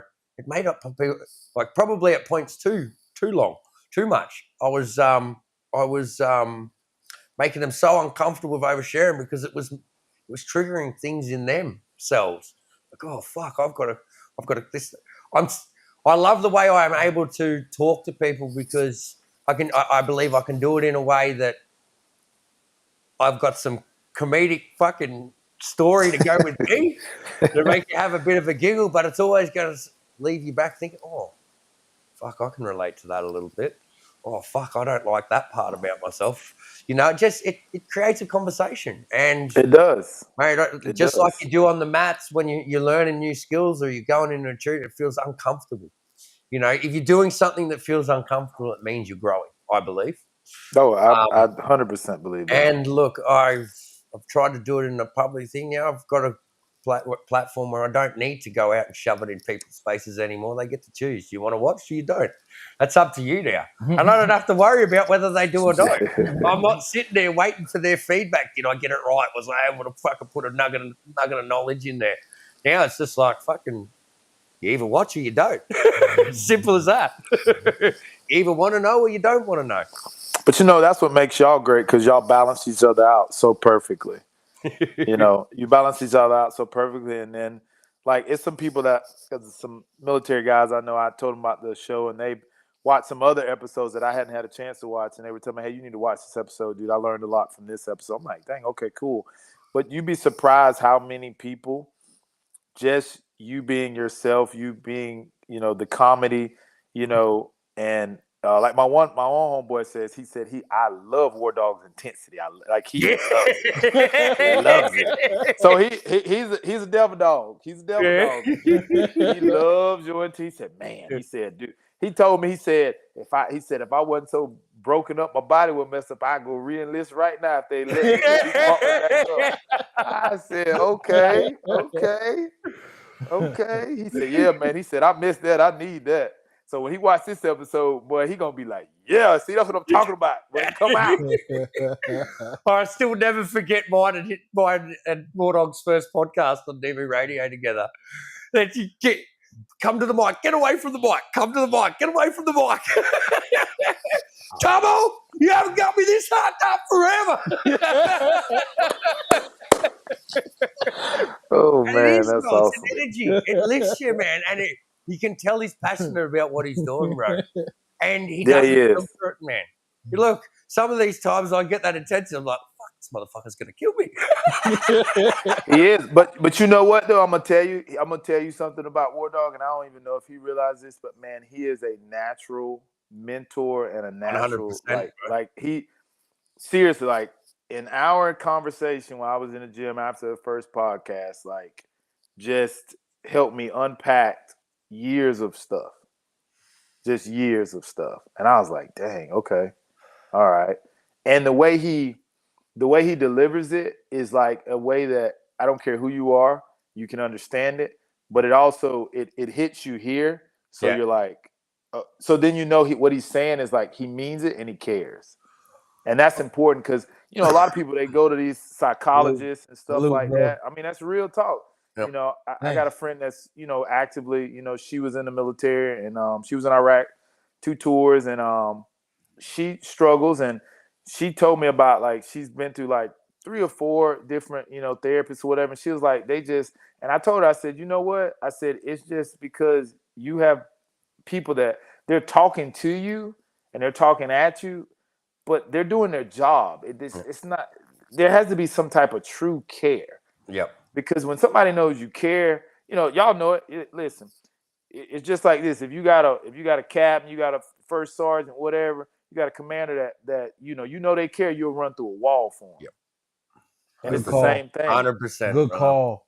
Yeah, you'll run through a wall. I always say, like, people don't. I'm telling you, I worked for a captain. Everybody hated him. Man, whatever he needed me to do, I do it for him because I knew he cared about me. Because he would ask. He wouldn't just be like, "Hey, what's going on, Lon? How was y'all today?" He'd be like, "Hey, man, how was y'all today? What'd you do? Everything all right, man?" And he would after be like, "Hey, man, what you want to do with your life, man? Like, you can't just stay here. You can't just be an officer. Like, you got to do more. Like, you capable of more."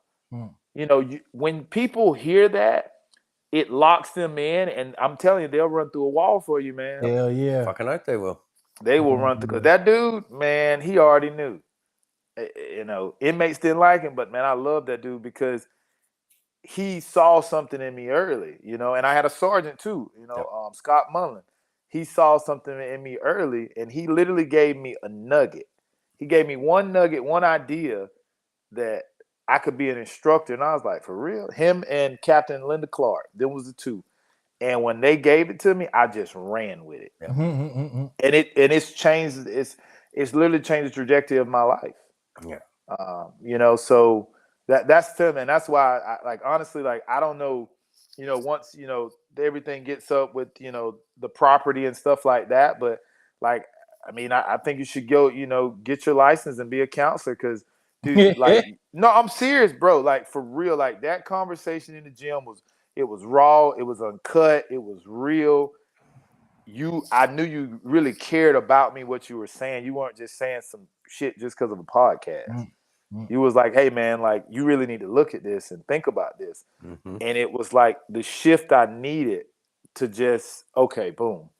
And it's so crazy. That's why I say, for me, I'm strong in my faith, but God does everything, I believe, for a reason. And for me, it happened at the right time. And it's just like what we were talking about backstage. Yep.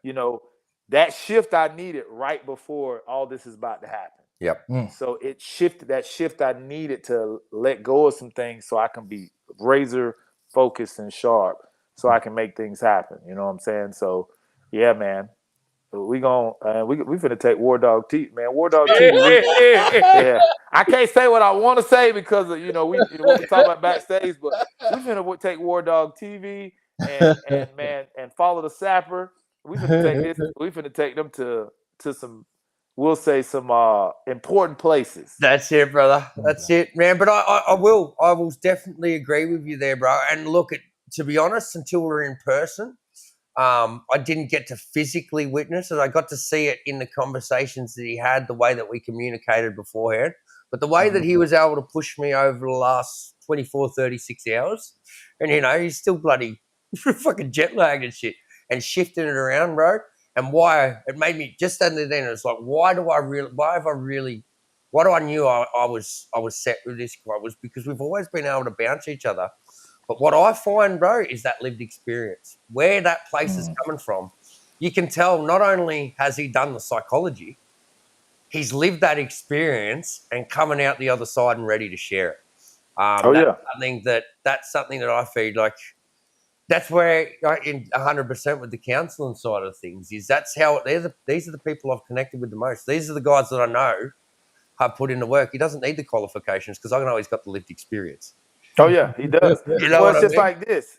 Who's gonna it's like this. If you've never been married and I'm married and you're trying to get me married, but right. I'll listen to you. You might have some valuable information or insight looking from the outside in, but at the same time, it's not as much important insight of the man and woman been married for 60 years. Yeah. Their insight is so much more deeper for me because, they've been married, and it's in anything in life. Like, if you're going to tell me how to run a business, but you ain't ever ran a business. A little weird. Yeah. I mean, I'll listen because you can learn from anybody, so I'll still listen. Yep. But I'm more in tune to listen to somebody that, hey, man, this guy's had 4 or 5 businesses fail, and now he's got a super successful business. Let me see the pitfalls and the trials and tribulations he or she has had so I can learn from them to grow from them. Yeah. Yeah. So before we wrap up the episode, yes, sir. I forgot something I wanted to say to both of you 3 times. So please let me say it now. Just say it one more time. All right. It had to do with anger as a motivation. Yes. And then one of Tomo's best mates, Dylan, a few days ago, asked me about being here in Australia while they have more, stringent and stricter gun and weapon laws.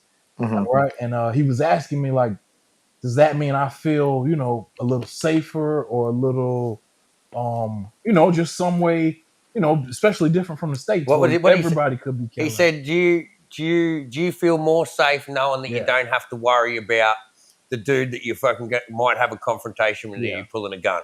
Right. Yeah. Right. That's a good thought. How does that feel? That's the thing. I had to tell them both. Even with where I'm at and the laws and situation, my mind will not let me assume or accept that you have nothing.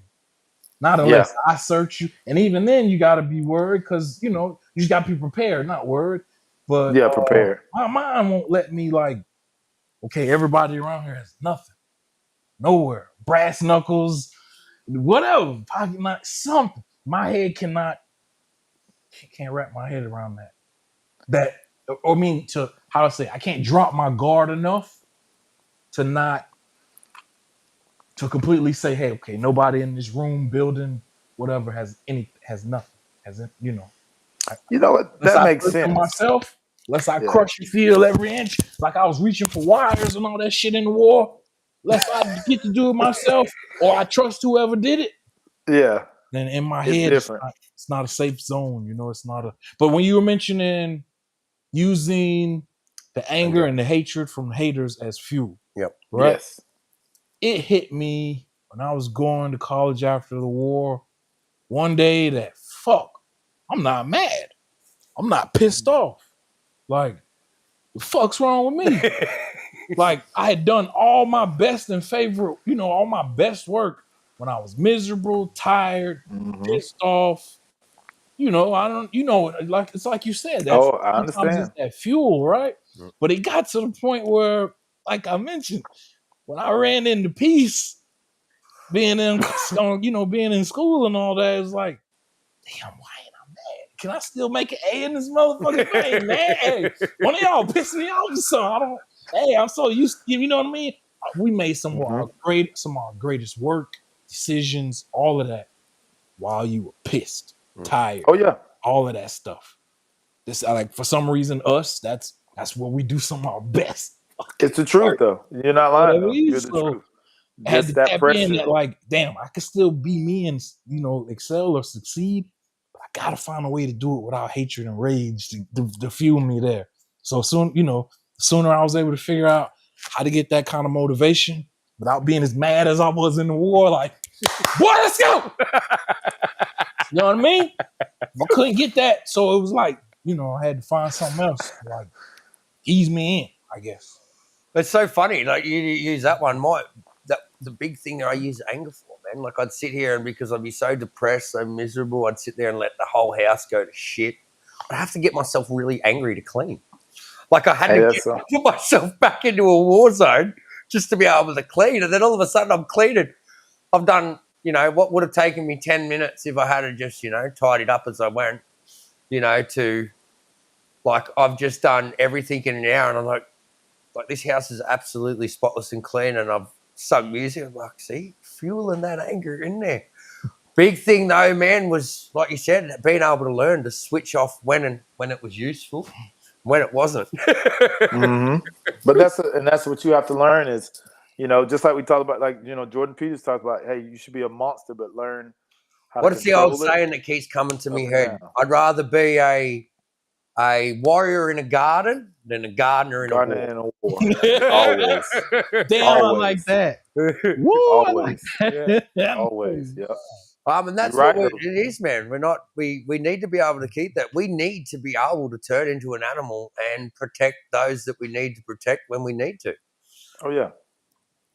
Well, I know that people think a good man is a harmless man. A good man is a man that is capable of dangerous and violent things when need be. Yep. To protect the ones he loves and cares about. Yep. There we go. Yeah.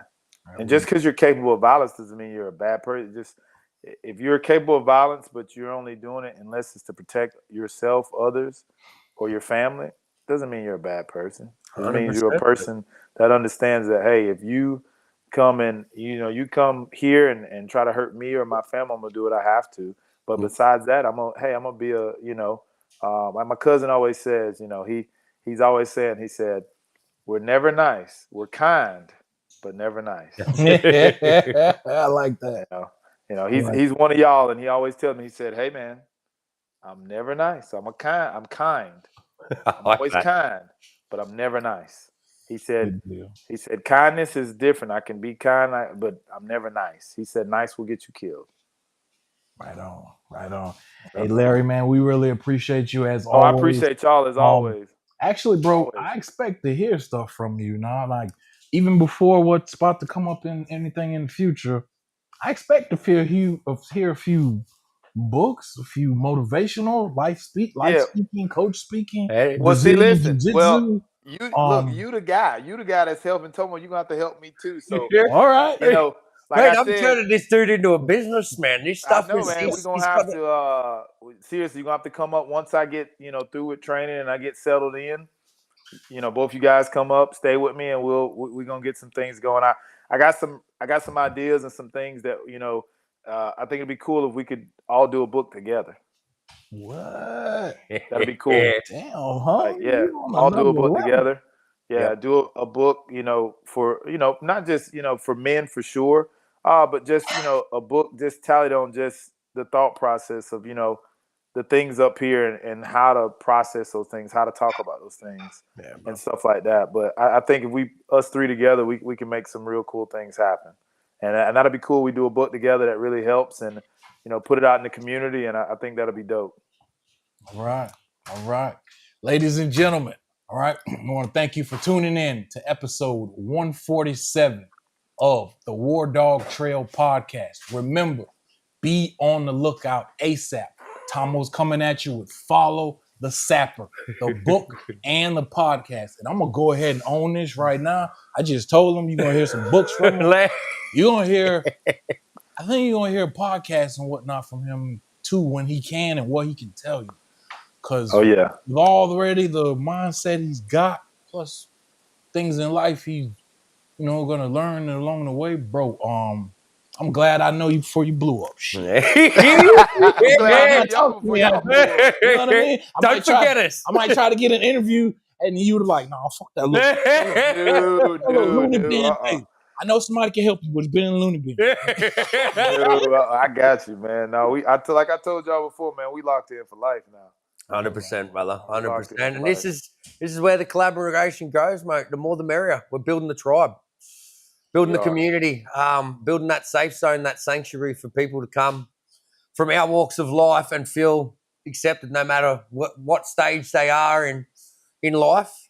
Just know that there's a group of people around them that's going to support them and hopefully share a few laughs, share a few tears, share a few stories along the way, and just continue helping each other grow.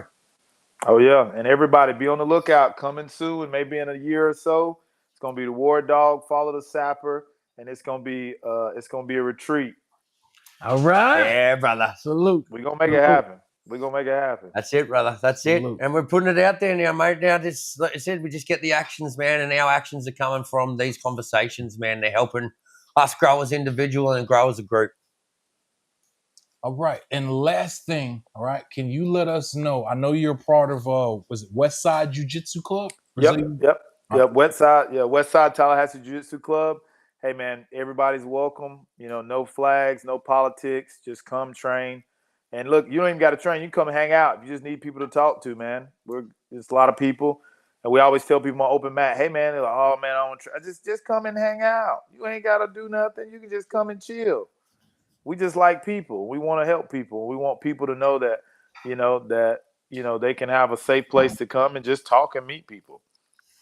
All right. And I know, so they can find you on Instagram, right? It's yes, sir. At Lavelle_Larry. You can find me on Instagram. Hit me up. All my information is on there. So just hit me up if you want to talk or whatever. And Westside Jiu-Jitsu Club. I'm serious. It's at. Can you tell them for us? Yes, at Westside. Yeah, Westside Tallahassee Jiu-Jitsu Club. Okay. Tallahassee Jiu-Jitsu Club. All right. Larry, as always, bro, this has been amazing. Great. Oh yeah. I know we always get together with long convos, but you've already said it. People benefit from it. You get what I mean? They do. Even though I don't catch on to that part because I don't know. I just don't. I can't. I gotta. It's like you said though. I gotta hear it from somebody like you did before I know that it's something. And I wouldn't have got that. We wouldn't have got that. 100%, brother. From you. All right. Hey, salute. Salute. Much love, brother. I mean, good luck for everything in the future, bro. Oh yeah. We're gonna chop it up soon. I'll get with y'all guys probably the next week. We'll get, and I'll give you we'll talk about all the info that we couldn't talk about. Yeah, sweet as brother. Looking forward to it. All right. All right, guys. Good to see you again, Larry. Much love, brother. All right, ladies and gentlemen, this has been episode 147 of the WarDawg Trail podcast. Your host, Sergeant WarDawg, and your co-host, Tomo. Oh, Sapper Tomo. Thank you. Tomo. I had to see you. You know what I mean? I'm posted up like, is he going to say his name? Is he going to say his name? Is he going to let y'all know? Follow the Sapper. Obviously, the foundations are laid last night, guys. Watch this stuff grow. We'll be pumping it out on the socials soon so we can make it easier for you and you don't have to worry off my rely on my voice.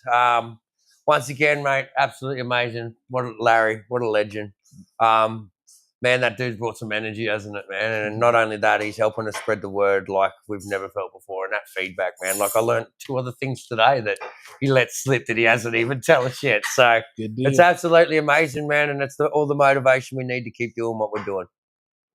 All right, everyone. Episode 147. Remember, you can catch us on all social media platforms. You can catch the podcast as well on all major social media platforms. Salute. Salute.